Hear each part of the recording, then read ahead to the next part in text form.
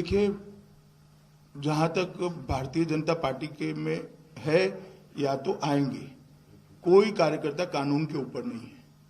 सबके साथ समान रूप से कानून का व्यवहार होगा।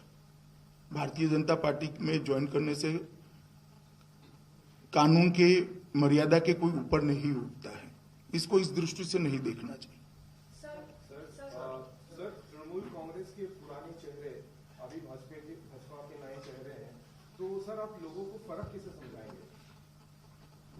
देखिए, भारतीय जनता पार्टी बहुत पुरानी पार्टी है और तृणमूल कांग्रेस में सवाल नेतृत्व के अप्रोच का है।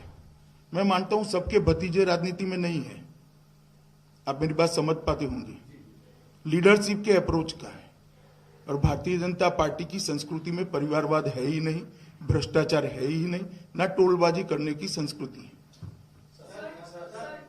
ममता दीदी की जबान आपके लिए काफी कभी सख्त हो जाती है, सियासी एतबार से नामुनासिब है।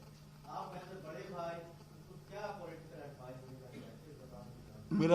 मेरा काम उनको एडवाइस देना नहीं है, चुनाव में हराना है।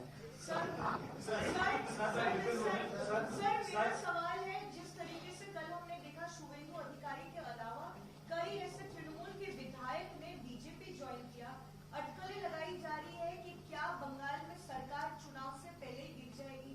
हमारा ऐसा कोई प्रयास नहीं है। ममता दीदी अपना कॉन्स्टिट्यूशनल आयुष से उनकी सरकार पूरा करे, हमारी बहुत शुभकामनाएं हैं उनको। पहला, आप मिदनापुर से लेकर वीरभूमि तक कल 2 दिन में रहे हैं और आपने यहाँ की भीड़ के साथ सभा किया यहाँ पे। इस भीड़ से आप बंगाल के मूड का क्या आकलन करते हैं? सवाल नंबर 2 है सर कि पिछली बार के चुनाव में भी आप लोगों ने बहुत मेहनत की, आप बंगाल को एक लंबे अरसे से देख रहे हैं। पिछली बार आपको सकारात्मक परिणाम नहीं मिले थे, इस बार किस परिणाम की अपेक्षा कर रहे हैं और ये आंकड़ा कहाँ जा करके? मैंने कहा हम 200 से ज्यादा सीट जीतेंगे और पूर्ण बहुमत की भारतीय जनता पार्टी के। ऐसा जी बोलिए।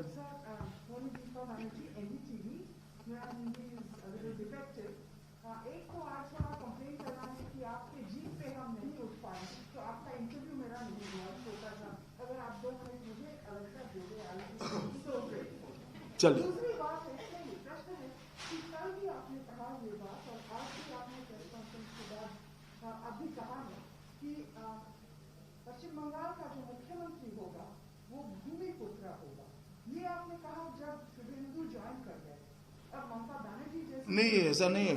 एक मिनट, आप ममता जी को ज्यादा मिलती है, आपका भी थोड़ा मेमोरी लॉस होने लगा है। मैंने कई बार कहा है, इसको इस प्रकार के आकलन में मत। मैं समझ रहा हूं, आपका आशय भी समझ रहा हूं, क्वेश्चन को भी समझ रहा हूं, इस प्रकार से मत जुड़िए। भूमिपुत्र बहुत सारे हैं, मैंने किसी के नाम के लिए नहीं कहा है। पहली बार जब समय आए थे बीजेपी के साथ मीटिंग किए थे, बोलो। पहली बार जब आए थी बीजेपी के साथ मीटिंग किए थे, इस बार आए हैं एनआरसी के साथ मीटिंग की है। मुर्शिदाबाद से अभी तक जो टेररिस्ट के मामले में अरेस्ट हुआ है, एनआईए ने अरेस्ट किया है, इसके बारे में कोई चर्चा करेंगे आप? ना, ऐसी चर्चाएं सार्वजनिक रूप से नहीं होती है। एक सवाल लगातार किया जाता है या तो आरोप लगाए जाते हैं कि असदुद्दीन ओवैसी एआईएमएम का जो पार्टी है वो बीजेपी की बी टीम है। बिहार में भी चुनाव जीतने में उनको समर्थन करती है, बंगाल में भी 7 चुनाव लड़के उनको बीजेपी को आगे बढ़ने में काम करेंगे। क्या कहना है आपने? कोई मूर्ख ही ऐसी बात मानेगा, मैं आपको नहीं कह रहा।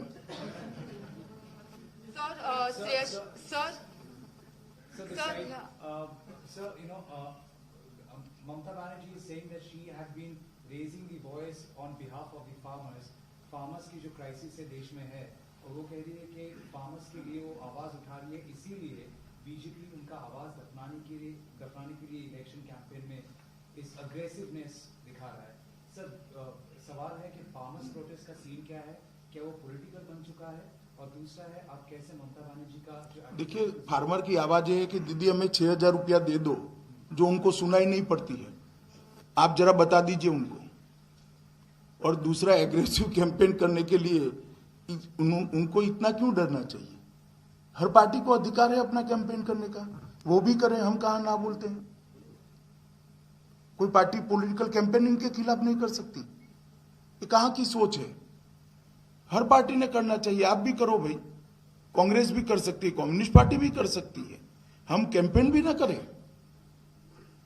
मैं नहीं मानता है लोकतंत्र की भावनाओं के अनुरूप। पीछे सर, एक बात यहाँ की मुख्यमंत्री हमेशा कहती है कि जैसे भाजपा की जो सरकार है दिल्ली में वो चुनी गई है, वैसे इनकी भी सरकार चुनी गई है जनता की ओर से, लेकिन सरकार जो दिल्ली की है वो बंगाल की सरकार की काम पे इंटरफियरेंस कर रहे हैं। फेडरल स्ट्रक्चर जो है वो नहीं माना जा रहा है, इसका आप कैसे जवाब देंगे? मैंने कहा तो हमने ऐसा कुछ नहीं किया जो फेडरल स्ट्रक्चर के रिश्तों को डिस्टर्ब करता है। ऐसा कुछ हो तो उन्होंने नियमों को कोट कर बात करनी चाहिए। पल्लवी, जो आप जब परिवर्तन की बात कर रहे थे आप स्पीच में, आपने कहा कि लोगों के पास आप जब जाते हैं आप कहते हैं कि नरेंद्र मोदी को वोट कीजिए और परिवर्तन लाइए, इस बार उनको चांस दीजिए। फिर आप कहते हैं कि जो सीएम होगा भाजपा का वो इसी भूमि से होगा। क्या इलेक्शन से पहले हम मान सकते हैं कि आप अनाउंस कर देंगे एक नेम जिसके नाम पर फिर वोट गिरे? अगर तय हो जाएगा तो अनाउंस कर देंगे। पार्लियामेंट्री बॉडीज के निर्णय करता है, मैं व्यक्तिगत तौर पर नहीं कर सकता। पीटीआई ये फार्मर्स से आपने कहा कि हम बात करना चाहते हैं, तो नेक्स्ट ब्लॉक की बातचीत हम कुछ एक्सपेक्ट कर सकते हैं आने वाले? मैं 2 दिन से आया हूं, मगर कुछ तय हुआ है वहां पर। नरेंद्र सिंह जी के साथ बातचीत का कोई समय तय हुआ है, कल या परसों का, मुझे एग्जैक्ट जानकारी नहीं। जहाँ भी जाते हैं तो जो सबसे ज्यादा आपकी रैली में लाउड स्लोगन मिलता है वो जय श्री राम। आपको लगता है कि वो बाकी जगह वो स्लोगन रणवीर के साथ जोड़ा गया, यहाँ वो स्लोगन टीएमसी को टारगेट करने का ज्यादा?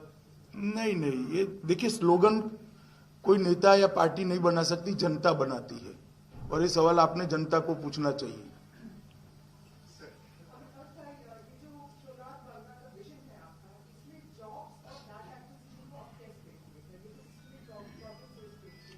नहीं, देखिए, जब पूरा इकोसिस्टम बिखर जाता है तभी ये प्रॉब्लम खड़े होते हैं।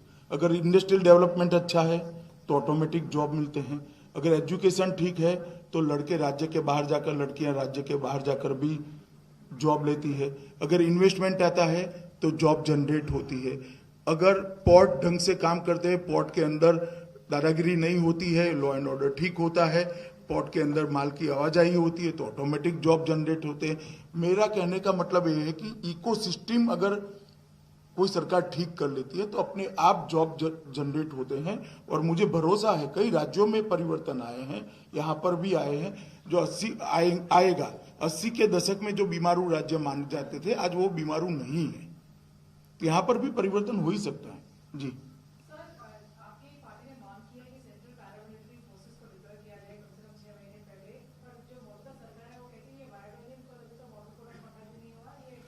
ये निर्णय चुनाव आयोग को करना होता है, हमारी पार्टी ने चुनाव आयोग से ही मांग करी है, निर्णय चुनाव आयोग ने देना है, मैं जवाब नहीं दे सकता इसका।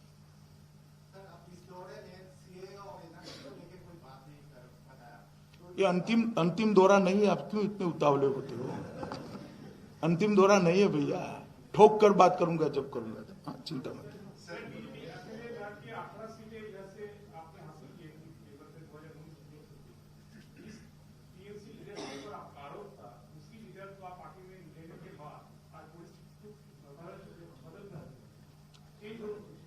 देखिए, मैंने पहले भी कहा कि भारतीय जनता पार्टी में नेतृत्व जो है वो अगर ठीक है तो किसी भी प्रकार की गलत चीजें चल नहीं सकती हैं, ये हम मानते हैं।